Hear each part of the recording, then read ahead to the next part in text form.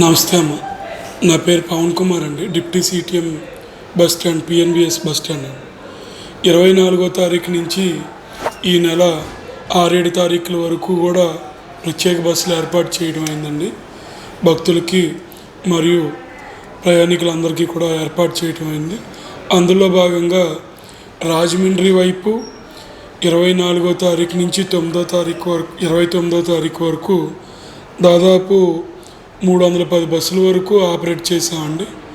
అందులో ఎక్కువగా 27, 28 తారీఖులు బాగా ఎక్కువ రద్దీ ఉందండి. స్కూల్ పిల్లలు వీళ్ళందరికీ కూడా సెలవులు ఆ 2 రోజులు ఇవ్వటం జరిగింది. ఇప్పుడు కూడా మూలా నక్షత్రంలో కూడా లోకల్ ట్రాఫిక్ మరియు రాజమండ్రికి కూడా ట్రాఫిక్కి బస్సులు ఏర్పాటు చేయటం అయిందండి. ఇవి కాకుండా రాయలసీమకి 46 బస్సులు ఏర్పాటు చేసామండి. అవి 2 కూడా 27, 28 తారీఖులు 46 బస్సులు ఏర్పాటు చేసామండి. ఇవన్నీ కూడా ఆ జిల్లాల నుంచి ప్లాన్ చేయడం జరిగింది.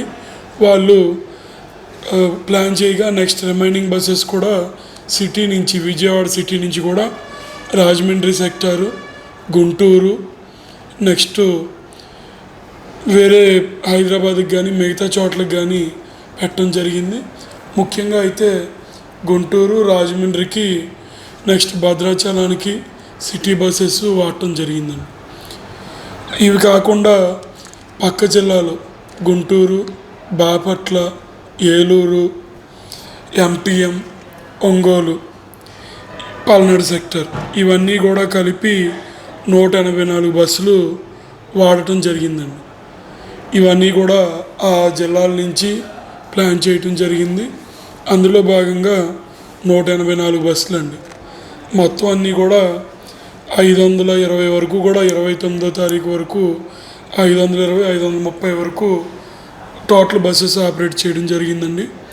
స్త్రీశక్తి పథకం వచ్చిన తర్వాత కూడా మహిళలందరూ కూడా అమ్మవారి దర్శించుకోవడానికి మన విజయవాడ రావడానికి సదుపాయాన్ని కూడా చక్కగా వాడుకోవడం జరిగింది. మేము కూడా ఇబ్బంది లేకుండా ఎప్పటికప్పుడు బస్సెస్ ఏర్పాటు చేస్తున్నాం. ట్రాఫిక్ కంట్రోల్కి ఆర్టీసీ సెక్యూరిటీ ఒక 35 మందిని వాడుతున్నామండి. ఇంకా రౌండ్ ద క్లాక్ ఆఫీసర్స్ కూడా డ్యూటీలు వేయడం జరిగింది. వాళ్ళు రౌండ్ ద క్లాక్ ఆపరేషన్ చూసుకుంటారు. అదే కాకుండా ఇంకేమన్నా బస్సులు అవసరమైతే ఎప్పటికప్పుడు ప్లాన్ చేసి సిటీ డిపోల నుంచి ఎప్పుడు అవసరం ఉన్నా బస్సెస్ పూల్ చేస్తున్నామండి. ఈ విధంగా ఏ విధమైన ఇబ్బంది లేకుండా ఆపరేషన్స్ ప్లాన్ చేశాం.